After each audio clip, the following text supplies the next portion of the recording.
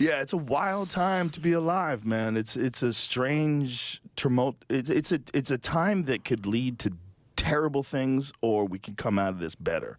Look That's all what's around scary. the world, though. It's only led to terrible things in the world. I always have felt that, especially from hearing it from my dad, that escaped communism at an early age. He brought himself on over the raft, landed in the Bahamas. Your dad came from Cuba? Came from Cuba. When he was 14, 15 years old, him, his best friend, and his best friend's uncle came up with a plan that they were going to escape. So they found a tire tractor, turned it into a raft, hit the sea. 7 days later, he landed to the Bahamas. From the Bahamas, he got extradited to the USA, straight to the projects, and began his journey here in America. So, like, he always would tell me, sorry about that. No worries. All my friends that have family that has come from a communist country. I have some friends that came from Eastern Bloc countries. I have friends that came from Venezuela. I have friends that have come from Cuba, like Joey. Joey does not want to hear any of that shit. You try to say that to Joey Diaz, it's like, this fucking shit always goes bad. Always. Every time. Joey, bro. He's one of the fucking coolest dudes I've ever He's the best. bro. Joey Diaz is the funniest fucking human being I've ever met in my life. But he has nothing good to say about that regime. No, Nothing. Nobody actually lived it. That's why when I see like Kaepernick, he went to Miami and had a fucking Che Guevara shirt. Like this dude slaughtered fucking thousands of people, family of mine, friends of my family, and just to take power. This guy was so fucked up that he had the wall removed from his own office so he could see the firing squad eliminating people. And these are the people you put on T-shirts. And if you believe in them so much, like any of these guys that advocate for socialism or communism, go live over there, dog. Go just 1 year. I dare you, bro. I fucking dare you, bro, because you wouldn't make it one day over there, Kaepernick or any of these fucks advocating for socialism, communism, you know? And what I was saying earlier is that look all over the world, Venezuela, Brazil, Colombia, Ukraine. It's like gotten bad overnight, and what used to be like the standard of fighting communism, socialism, is now like somewhat semi-adapted in this country, you know? Progressive socialism, or what do they call it? Yeah, they call it democratic socialism. Democratic socialism. Get the fuck out of here with that, bro. They think that they're going to be able to do it the right way. It's never been done the right way. They think, but they don't understand that that kind of thing always leads to top-down power. It always leads to dictatorships. It always leads to someone enforcing. And those people always have castles and fucking billions of dollars, and everybody lives in poverty. The only thing that's promised you in communism and socialism is equal misery for everybody else except the fucking elite of elite, you know?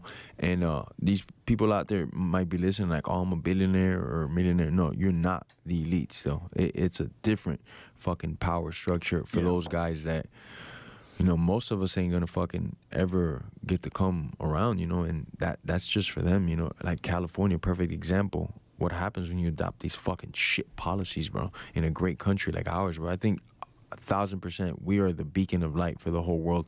When we're doing good, the whole world is fucking doing good. When we're fighting against that shit, that fucking pure evil, well, the whole world's doing better. And look how good we were doing with Trump just like 2-3 years ago.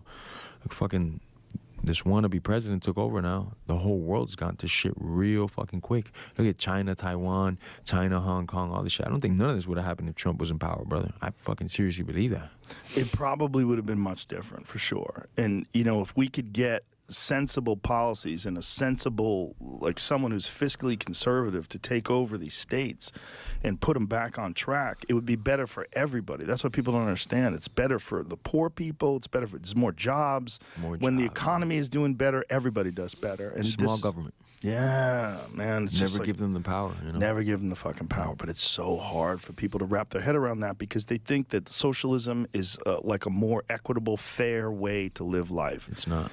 They just think it because they don't have any money. They don't understand that the people that do have money, they are manipulating you. The whole thing is manipulation, and it's top-down manipulation. And once they get complete control, if they get something like some sort of a social credit score system and a digital currency, we're fucked. Like China? Like China, exactly. You won't be able, if you tweet something that they don't like, you won't be able to. You can't catch that fast train no more. No. Now it takes you 2-3 days to get to that side of the country. They'll punish you, and they'll punish you so you will self-censor, and you will step in line, you will stand in line, you will be one of the people that's subjugated. And there's no ifs, ands, or buts about it. That's how it always works. And the people that want to point to it being the way we should live, there's no successful version of it. No one can say, like, this is how socialism works when it's perfect. 200 million souls and counting in the socialism, communism experiment. You know, it's never worked once. Why would we take the chance with the country that's the greatest in the world, and if it ain't broke, don't fix it. You know, could we be better? Fuck yeah, we could be better. But I've been all over the world, just as I'm sure you've traveled the world 20 times over me, and I truly feel in my heart this is the greatest country. I'm a son of 2 immigrants, Bigs that didn't have shit. My dad landed on a fucking raft. My mom came from Peru and didn't have fucking $1. She was like the first one to get here, escaping the socialism over there to an extent. It wasn't as bad as Cuba. And I'm a multimillionaire, bro. Just for doing my passion, my love, something that I fucking love in my heart. And I'm taking care of my family, my family's family, and a couple generations down, I'm going to be able to fucking contribute to them.